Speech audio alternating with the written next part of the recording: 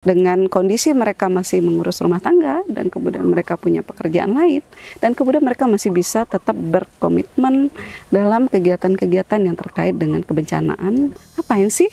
Cuman urusin gempa yang belum tentu terjadi.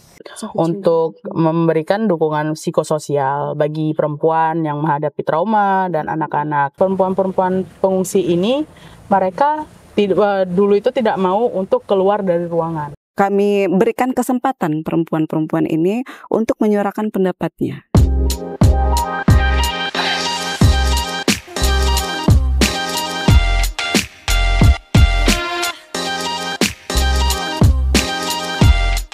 Sobat Tangguh PKPA, kembali lagi di podcast bersama Yayasan PKPA, Pusat Kajian dan Perlindungan Anak. Bersama saya, Lala, selaku host pada podcast kali ini. Bersama kita sudah hadir pada hari ini dua orang perempuan yang luar biasa, merupakan perwakilan dari dua lembaga yang berfokus pada aksi-aksi kemanusiaan. Nah, mungkin tanpa berlama-lama ya teman-teman semua, di sini aku akan memperkenalkan dua narasumber kita. Yang pertama ada Kak Zara. Halo Kak Zara, boleh dong kenalan sama teman-teman PKPA di rumah? Halo teman-teman PKPA, perkenalkan saya Zahra, saya dari Yayasan Getanyo yang fokus berada di pengungsian. Oke, boleh tahu nggak Yayasan Getanyo itu di mana Kak lokasinya? Saat ini pusat untuk Yayasan Getanyo ada di Banda Aceh. Banda Aceh. Cuman untuk sekarang tersebar di Lok Sumawe, Langsa, Aceh Timur, dan juga ya khususnya tadi terpusat di Banda Aceh. Oke, jadi untuk kerja-kerjanya itu ada beberapa lokasi ya Kak, dan memang berpusat di Aceh ya. Oke, nah kemudian untuk narasumber kita yang kedua, teman-teman di sini ada Mbak Dini. Halo Mbak, boleh silakan memperkenalkan diri Mbak ke teman-teman yang ada di rumah. Halo, selamat sore teman-teman Tangguh PKPA. Perkenalkan saya Dini dari Marawa Development Indonesia. Saat ini kami berlokasi di Provinsi Sumatera Barat. Kami fokus di bidang kebencanaan, namun tetap dengan memperhatikan juga kondisi-kondisi jenis bencana yang terjadi di Sumatera Barat seperti banjir, angin puting beliung, tanah longsor, dan erupsi Gunung Merapi. Oke, jadi MDI ini fokusnya ada di Sumatera Barat ya Mbak, ya. Kemudian juga ada berbagai ancaman kebencanaan yang menjadi fokus utama dari kerja-kerja MDI itu sendiri. Iya, betul. Oke. Nah, mungkin kita bisa langsung ke pertanyaan pertama ya Kakak dan Mbak Dini. Jadi mungkin yang ingin aku tanyain di sini adalah yang pertama terkait partisipasi kakak-kakak sekalian selaku pekerja kemanusiaan gitu ya. Kita bicara soal konteks personal dulu nih gitu ya kan Kak. Dari Kak Zahra dulu mungkin sebelumnya entah saat bersama YG ataupun sudah bersama YG, apakah pernah ikut berkontribusi ataupun berpartisipasi dalam aksi penanggulangan bencana sebelumnya? Silakan Kak. Terima kasih. Sebelumnya sebenarnya pernah untuk tahun 2015 saat saya bergabung dengan Badan Eksekutif Mahasiswa di kampus. Nah, itu kita mempunyai program untuk datang melihat langsung situasi camp yang ada di Lok Sumawe. Nah, di sana kita ingin membuktikan bahwasanya stigma-stigma, rumor-rumor yang saat itu masih pertama kali kedatangan pengungsi Rohingya mengatakan bahwasanya anak-anak bahkan anak-anak di kamp pengungsian itu sudah terkena AIDS. Terkena AIDS. Iya, jadi ketakutan mahasiswa untuk datang ke camp itu lebih besar gitu. Jadi ketika saya melihat langsung juga karena adanya rumor AIDS tadi, ketika saya melihat anak-anak ini berdarah, apakah ini akan menular gitu. Padahal saat itu waktu kita berkoordinasi juga sama pihak-pihak IOM, UNHCR, itu tidak terbukti, tidak ada seperti itu. Mungkin mereka memang terlihat kurang bersih, sanitasinya buruk, tapi tidak semerta-merta mereka memiliki penyakit AIDS seperti itu. Oke, nah kalau boleh tahu nih Kak, kira-kira awal mulanya ada rumor tersebut tuh gimana ceritanya Kak? Rumor itu terbentuk karena ya nggak tahu ya, kita mungkin tidak asumsi orang-orang ketika mereka berpikir bahwasanya tidak ada batasan antara laki-laki dan perempuan. Jadi seolah-olah mereka itu melakukan seks bebas di sana. Padahal mereka juga mengerti agama, mereka juga menjalankan, kebanyakan dari mereka kan muslim ya.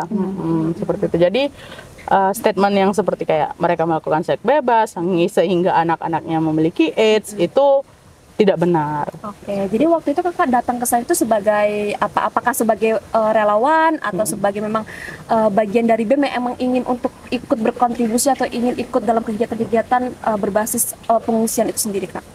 Waktu 2015, ya saya datang sebagai anggota BEM, sebagai bukan sebagai relawan, tapi memang ada divisi kita yang membuat untuk menghilangkan rumor terkait dengan pengungsi Rohingya, khususnya anak-anak.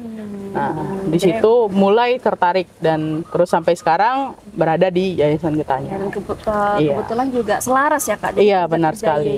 Ini sejauh yang saya dengar juga ya teman-teman, bahwasannya memang ada banyak kegiatan yang berhubungan dan menyasar orang-orang di pengungsian gitu ya, Kak Zahra.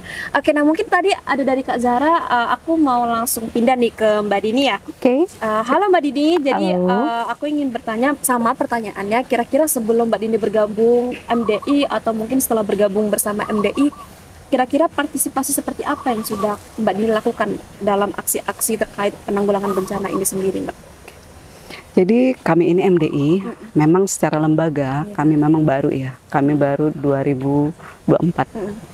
Akan tetapi kami secara personil, kami sudah tergabung dalam proyek IDRIP untuk Destana, Desa Tangguh Bencana, di mana kami juga berkomitmen dan mematuhi kaidah-kaidah dalam penyetaraan gender, sehingga ketika kami melakukan pendampingan di masyarakat, maka kami juga harus mengikuti aturan bahwa komposisi laki-laki dan perempuan dan disabilitas itu adalah 60 dan 40. Jadi 60 itu laki-laki dan biasanya 40 itu untuk perempuan, dan bahkan ada di suatu lokasi itu 50-50. Sama ya. Jadi sama antara laki-laki dan perempuan.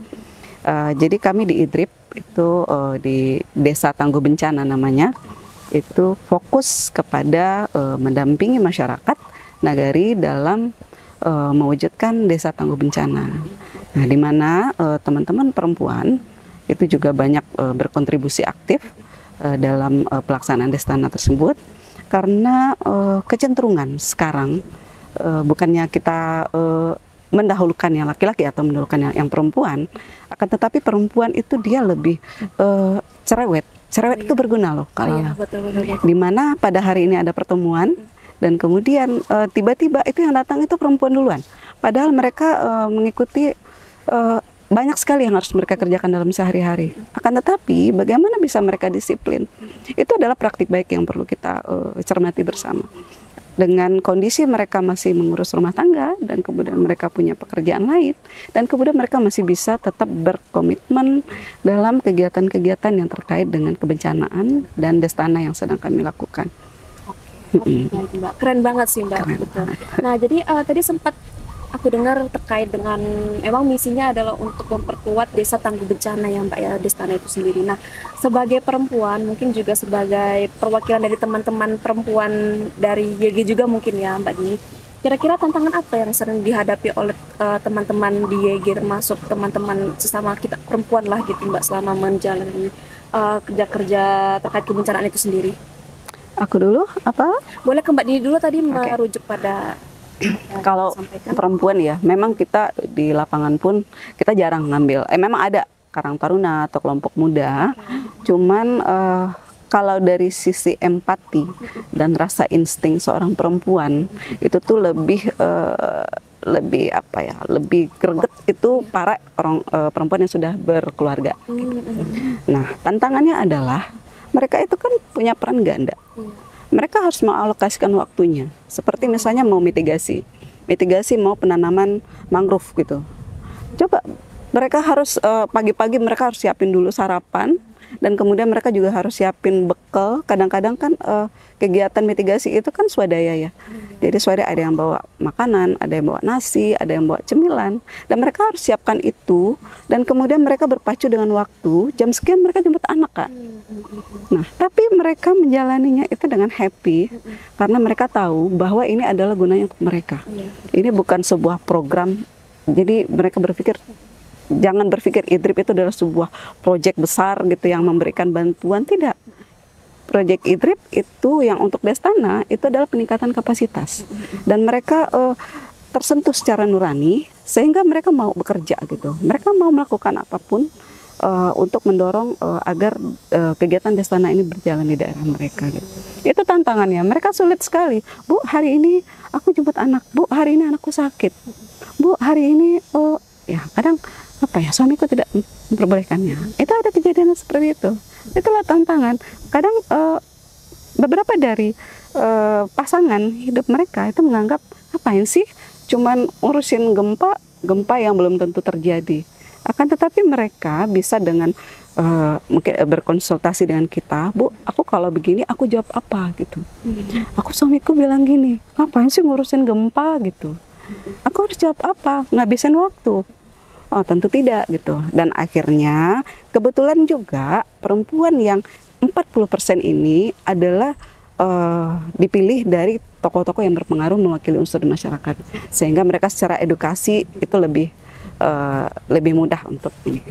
Kemudian karena tadi dalam proyek apa tadi boleh IDRIP Destana. IDRIP Destana ini berarti memang karena komposisinya juga lumayan banyak ya untuk perempuan, dan kemudian dibalik tantangannya yaitu untuk mengerjakan multiperan ya Mbak, jadinya dia ada pekerjaan di rumah, harus mengerjakan ini itu, mengurusi rumah tangga, namun kita berkomitmen untuk bekerja dalam konteks kebencanaan juga gitu ya Mbak. Ikut bekerja sama, berpartisipasi dalam kegiatan kedestanaan gitu. Gitu, Mbak, ya. Dan kemudian utamanya yang bisa meningkatkan apa ya Mbak tadi, potensi perempuan ini sendiri, karena perempuan itu juga menjadi banyak yang dari pemangku kepentingan juga ya Mbak, ya, berpengaruh lah gitu di komunitasnya, sehingga bisa mendorong adanya peningkatan peran juga ya untuk perempuan di Project IDRIP untuk penguatan Destana itu ya Mbak ya. Oke, nah kemudian nih kembali ke Kak Zara ya. Jadi tadi sempat aku dengar bahwasannya memang banyak rumor yang beredar, kemudian juga ini jadi salah satu tantangan gitu ya kan Kak, untuk meluruskan stigma jadinya kan, stigma yang berkembang di pengungsian gitu. Nah, sebagai Kak Zara sendiri waktu itu kan masih apa? Berarti masih mahasiswa ya Kak waktu itu? Masih mahasiswa dan juga sebagai perempuan gitu ya. Tantangan seperti apa gitu saat Kakak ingin meluruskan stigma tersebut, tuh tantangan apa yang sekiranya Kakak hadapin yang menurut Kakak tuh sangat menarik untuk dikulik dan diulas gitu di sini? Baik, sebenarnya untuk tantangan saat masih mahasiswa dulu itu tidak seberapa dengan yang sekarang ya. Mungkin karena dulu itu media sosial tidak terlalu hype seperti sekarang, tidak kencang seperti sekarang. Jadi untuk meluruskan itu ya kita pas kuliah itu masih mahasiswa ya kita cuman sekedar ya selingkungan kampus saat itu.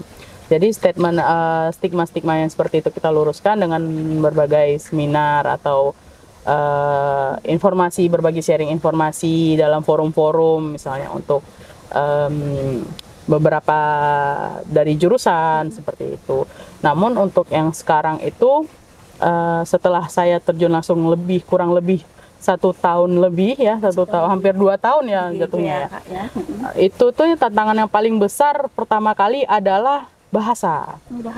Ya benar. Kalau boleh di-sharing dengan teman-teman. Karena perempuan ini kebanyakan tidak memiliki vokal point yang bisa bahasa Inggris. Benar. Jadi pengungsi itu sangat penting karena kita kesulitan berkomunikasi ketika kita harus membahas tentang terkait dengan keperempuanan, misalnya wanita apalagi remaja ya, yang naik ke remaja. Ketika dulu itu awal-awal mereka tidak tahu penggunaan pembalut. Mereka tidak tahu sama sekali cara pembukaan pembalut. Dan mereka itu mikirnya itu adalah topi. Karena sama sekali nggak pernah pakai. Tidak tahu. Dan itu juga dijadikan lap habis mandi seperti handuk. Nah, jadi hal-hal yang seperti itu sebenarnya kan sangat sensitif ya untuk kita berbagi dengan laki-laki, informasi itu untuk laki-laki, karena ketika terkait dengan keperempuanan seperti itu, isu-isu kewanitaan, si yang pengungsi perempuan ini, apalagi yang remaja itu masih malu untuk mendengarkan dari sisi laki-laki. Nah itu mungkin ya, karena sampai juga apa ya waktu itu kalau nggak salah, bedak dikira itu untuk diminum, pil dan juga pil gitu dikira untuk minum gitu. Pil apa tuh Kak? Pil apa ya waktu itu? Kalau nggak salah pil obat, tapi yang memang harus dioles gitu loh. Misalnya kayak pil yang dihancurin terus diobatin salep. Tapi mungkin karena ketidaktahuannya mereka ya. Nah kita juga untuk sharing ketika bahasa itu juga terkendala di situ ya, terbatas oleh bahasa. Kemudian perempuan pengungsi ini mereka tidak mau, dulu itu tidak mau untuk keluar dari ruangan. Jadi ternyata setelah kita telusuri, mereka ini tidak diizinkan untuk keluar ruangan. Jadi perempuan tetap harus di dalam ruangan, tidak boleh bergabung sama laki-laki, tidak boleh terlihat oleh laki-laki, kecuali memakai cadar dan anak-anak. Seperti itu. Jadi bahkan juga Pampers juga mereka tidak tahu, ibu-ibu yang khususnya ibu-ibu ini mereka tidak tahu penggunaan Pampers. Jadi setelah digunakan Pampers itu, kita ajarkan nih cara pemakaian Pampers, cara bedak bayi di mana dipakai, terus mereka cuci lagi dan dipakai lagi. Jadi setelah dicuci, iya benar, mereka tidak tahu itu bahasanya sekali pakai. Dan maksudnya kita mungkin terlewat ya waktu itu, atau mungkin yang ada loss komunikasi antara translator dan si yang pengungsinya yang perempuan. Jadi itu tantangannya, dan perempuan ini juga mereka tidak mau sharing. Perempuan jarang ingin sharing. Iya, pengungsinya. Dan yang perempuan kira-kira kenapa tidak mau untuk sharing? Mungkin ada malu ya, mungkin mereka malu satu, terus mereka tidak bisa inisiatif gitu. Jadi kita tuh perlu melakukan pendekatan secara mendalam. Jadi setiap harinya kita datang ke camp, kita menyapa ibu, kalau kita bilang itu mama, how are you, ada pakai bahasa sana juga kita belajar. Jadi mau nggak mau kita belajar juga nih bahasa Rohingya. Jadi di situ juga kita ajarkan bagaimana cara berkomunikasi, maksudnya apa yang dibutuhkan, apalagi ibu-ibu hamil, seperti itu, dan terkait juga sama anak-anaknya. Jadi untuk bisa sampai di titik sekarang itu harus continuously gitu. Jadi apa yang kita lakukan itu harus kita lakukan setiap hari. Tidak bisa terhenti di situ. Kita ingatin lagi. Oke. Jadi itu tadi ya Kak, berarti pendekatan yang dilakukan itu adalah melalui personal ya Kak, yang maksudnya tidak hanya dalam konteks misalnya hanya ingin untuk membantu, tapi juga ketika mungkin di waktu-waktu senggang atau mungkin di waktu yang mana bisa mendekatkan diri secara heart to heart gitu.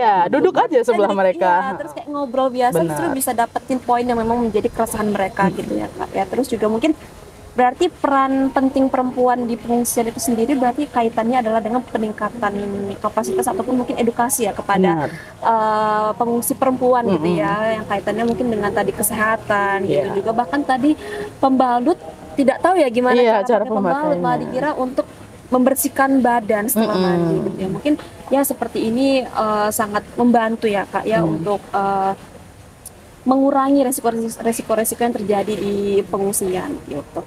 Oke, nah mungkin tadi secara personal ya Kakak dan Mbak Dini, sekarang kita mungkin bisa langsung jump in itu ke arah yang lebih ke arah lembaganya gitu ya. Nah mungkin yang ingin aku tanya ini Kak, yang pertama adalah berkaca dari apa yang sudah dilakukan oleh lembaga masing-masing ya, Kak Zara dan Mbak Dini, kira-kira sudah sejauh apa nih kiprah lembaga dalam aksi-aksi penanggulangan bencana? Mungkin mulai dari Mbak Dini dulu. Memang ya, MDI memang masih baru. Akan tetapi ketika kami di lapangan, itu kan kita punya basis FRB namanya Kak. FRB, Forum Pengurangan Risiko Bencana. Nah, jadi di situ kita sudah melatih teman-teman yang dari FRB melalui tahapan Destana di bawah dampingan dari BNPB, dan mereka kita latih, kita melakukan hal yang dengan pendekatan inklusif. Dan ini anggotanya tidak hanya perempuan, tidak hanya laki-laki, namun juga ada disabilitas, Kak.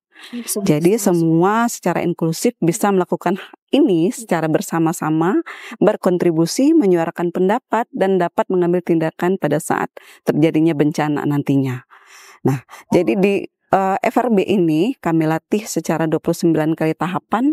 Mereka kami berikan kesempatan perempuan-perempuan ini untuk menyuarakan pendapatnya. Jadi ketika kita diskusi, mereka akan menyampaikan seperti apa sih sebenarnya sistem peringatan dini yang harusnya ada dalam keluarga gitu. Bagaimana cara dia membangun bonding dengan anaknya, bagaimana cara seorang ibu itu membuat kesepakatan dengan anggota keluarganya, apa yang harus dilakukan ketika terjadi gempa. Bagaimana mengatur tata letak dalam rumah ketika terjadinya gempa. Dan biasanya kalau bapak kan mengambil peran maskulin ya, kalau ibu adalah peran seorang ibu gitu ya, seorang perempuan. Mereka akan lebih dekat dan kemudian mereka membangun kesepakatan itu tidak dengan cara yang perintah, akan tetapi mereka bersama. Jadi kami mendampingi juga keluarga tangguh bencana ini untuk membuat SOP apa yang harus dilakukan oleh sebuah keluarga ketika menghadapi bencana. Mulai dari tas siaga, jalur evakuasi, pengaturan tata letak, dan kemudian struktur hunian itu kita bahas bersama. Dan kemudian sistem peringatan dini. Karena gempa itu kan sifatnya tiba-tiba ya Kak ya. Jadi kita nggak tahu kapan terjadi. Bisa jadi ketika anggota keluarga kita sedang di luar rumah, ketika anak kita sedang di sekolah, ketika suami sedang di ladang, di laut atau lagi di pekerjaan yang lainnya, itu kita atur Kak. Jadi kita punya range waktu gitu. Jam segini sampai jam segini Bapak berada di mana, jalur evakuasinya kemana, dan dia akan berada di tempat evakuasi akhir itu di mana ketika terjadi. Dan kemudian harus ditekankan kepada anak. Ibu itu harus bilang kepada anak, kamu ketika terjadinya gempa atau potensi tsunami, kamu jangan pulang dulu ketika jalannya itu sejajar dengan pantai. Nah, itu yang kami tekankan kepada para perempuan ini, dan termasuk juga dengan para laki-laki, agar mereka bisa saling menginfluence kepada masyarakat lainnya. Jadi mereka dengan mewakili komunitas mereka, akhirnya mereka akan menyebarkan kepada komunitas sendiri gitu. Harusnya seperti apa? Sistem peringatan dini mau dengerin dari mana dulu? Dari EWS kah? Dari sosmed kah? Atau dari grup FRB yang mungkin valid?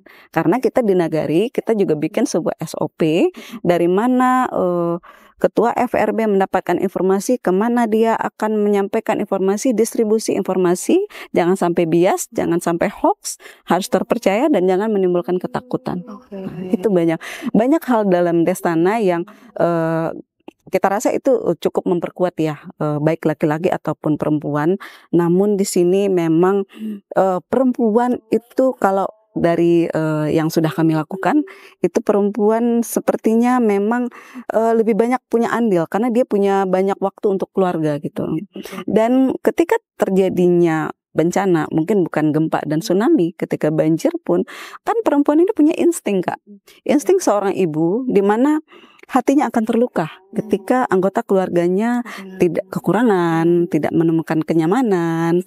Nah, itu adalah cara bagaimana kita melatih kesadaran dari perempuan-perempuan tersebut gitu. Oke. Jadi tadi utamanya adalah dari MDI ini sendiri juga sudah bergabung dengan FPRB gitu Sudah. ya, Mbak ya. Fasilitator kami di desa itu juga laki-laki dan Oh perempuan. iya. Jadi bisa Setara ya. setara.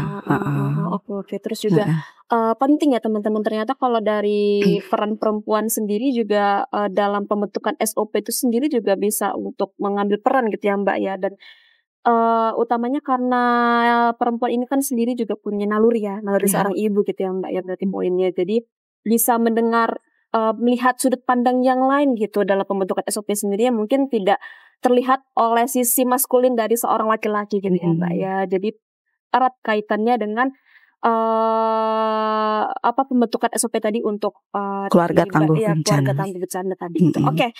Nah, selanjutnya ke Kak Zara ya. Kak Zara tadi juga sama pertanyaannya terkait kelembagaan gitu ya. Tadi personal, sekarang kelembagaan. Kira-kira sudah sejauh apa yang dilakukan oleh YG sendiri terkait aksi-aksi penanggulangan bencananya gitu Kak?